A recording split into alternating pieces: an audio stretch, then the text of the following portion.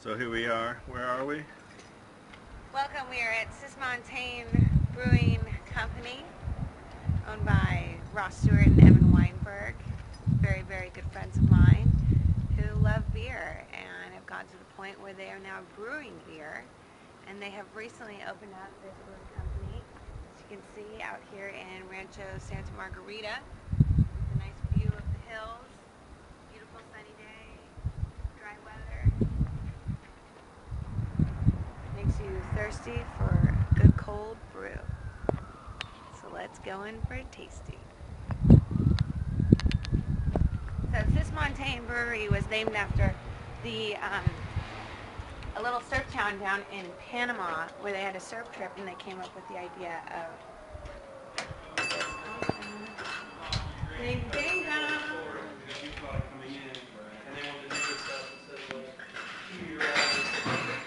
Put it on my blog. Plus it's paragraph. Hey. Hey, what's happening? I don't know. It's a good thing you were like on the phone for an hour. Come on, you're on candid camera. Yeah, I guess so. You're in the best place on earth. I don't know. Is that something? I'm Sandro. Nice to meet you. I'm Ryan. Ryan. I'm Ross. Ross. Nice to This meet will you. be going on the blog, so don't worry about it. You got a big paper clip around you now. I do. I'm about to take notes. Doodly. Skadoodly. But you're not going to want to, you might not want to try it in that order because of, Or whatever you suggest. Should we go from light to dark, or how does it work with beer? that's the Belgain. That's the best one. That's the mild. Yeah. What is that? Nice. So, Skadoodly, black lager, Belgian, mild, Coulter IPA, double rainbow IPA. Double rainbow, double IPA, Nice. all the way. All the way. Which one is, are you getting like a signature? The Coulter IPA is probably the one we've sold the most of. But How is it? Skadoodly. Skadoodly. Skadoodly. Skadoodly-licious. So what's the word on skadoodle? I don't know. That's just a pilot batch we're kind of messing around with. That's your black lager. Yeah, Yeah. it's interesting. Yeah. It's like a It's little alright. smoky I'm not like on nutty. gangbusters for it, but Let me have one more sip. Let's finish this off and go down the line, yeah? So, how's it going here? This is really, really nice. I was thinking it was going to be more like this amount of space going back.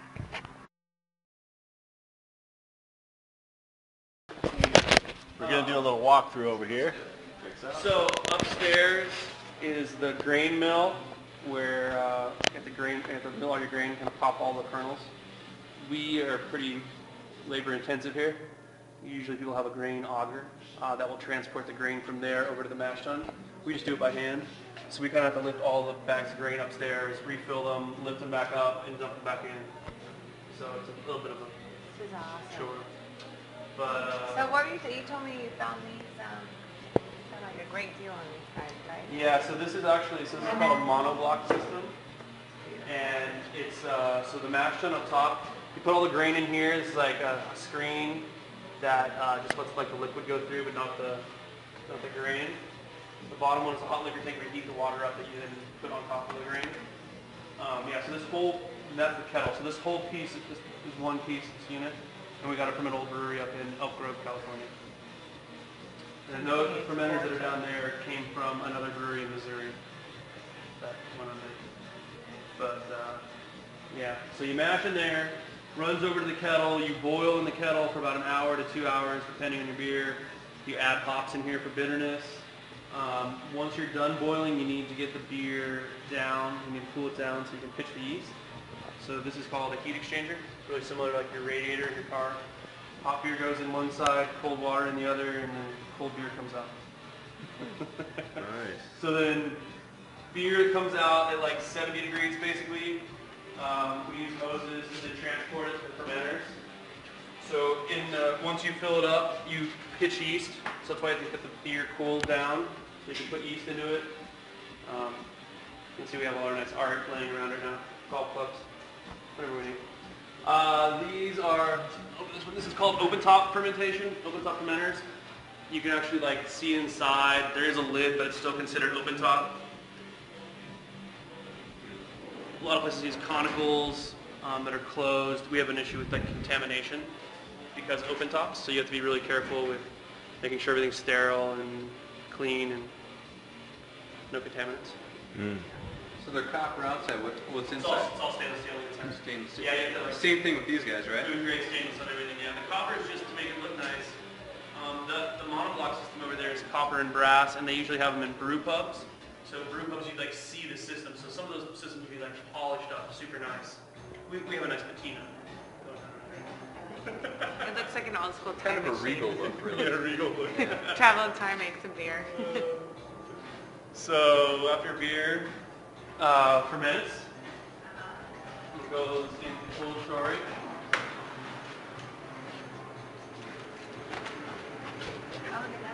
So this is what you can come in. This is what was left in from the old brewery called bright tanks. This is insane. Yeah, 3 of those in the tank. Yeah, this is a really nice stainless steel one. So you carbonate in here. I know, right? And then just fill kegs on the bottom. Whatever you need there.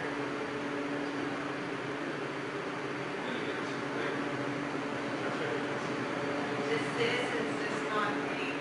Yeah. That is, I mean, that's okay.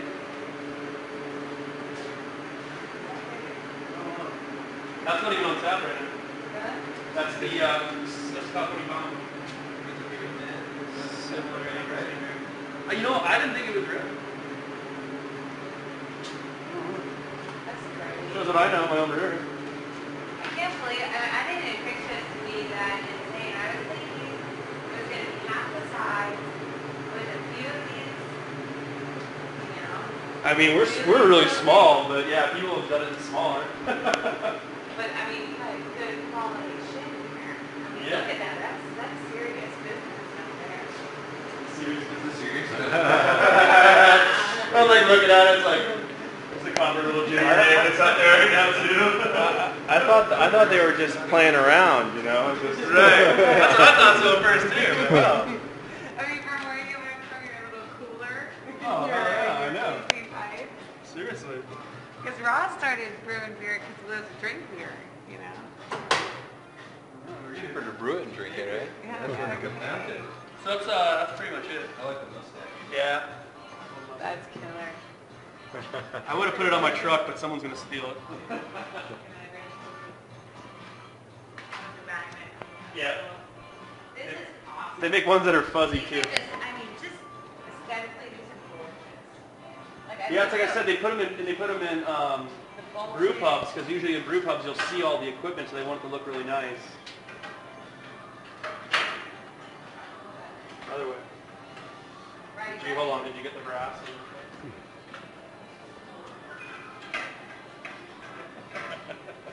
This is awesome. Ready to get to work? Yeah. Come back tomorrow. You can start shoveling grain. Yeah. Thousand pounds of dry grain. A couple thousand wet, probably.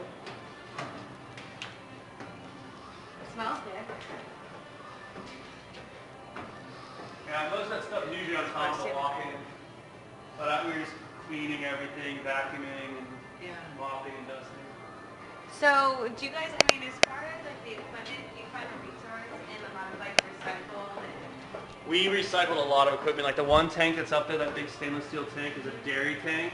We can't use that. That's left over from the original brewery. Okay. It's too big to get out of here, so we had to have someone like cut it up. But there was a couple other of those tanks down here.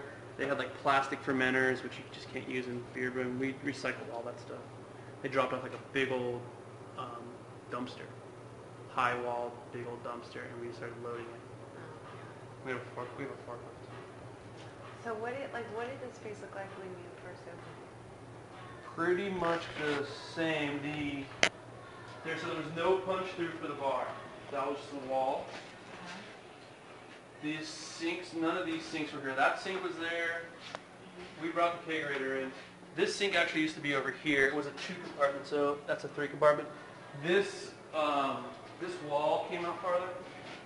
and went across, and there was a boiler. Our boiler's in here now, but there was another boiler. It was called an atmospheric boiler. And atmospheric boilers have to be contained in their own room. You can't have them open. But this is a different type of boiler, so it can be open like that, which actually gave us more space to slide the brew house in. So we put 2 fermenters at the end. So basically, you would walk in that room, and there would be like just massive tanks everywhere that you couldn't use for the boiler. And then there's a wall here, so the sink was along the wall. They had 2 huge plastic fermenters, and they had a dairy tank, stainless steel dairy tank on the end of the fridge here. What else do they have? Some other crap. What do you use those hoses for? Those are for transferring beer. So you'll hook that up from here, and you'll go to the fermenters. So you transfer beer after you're done boiling it, and you need to transfer it in the fermenter to pitch yeast. And then when it's done fermenting, and you need to transfer it from the fermenter into cold storage. And then also you can use them for cleaning tanks and stuff like that. So what's the step? You go 1. Yeah, so basically grain starts up there, and it gets put in here. Then that is like wort goes to here. Then you go through that into there. Once you're there for about a week or so, into here. And then into kegs. It actually carbonates in the tanks, the stainless steel tanks that are inside there. Carbonates in there as well. On that note, what are you drinking, young lady? A double IPA, a double rainbow, all the way. What is it, Hello. Ross? Bless you. Double rainbow IPA all the way. That's right, yeah. Cheers. It's almost a triple rainbow. Ross is actually gay.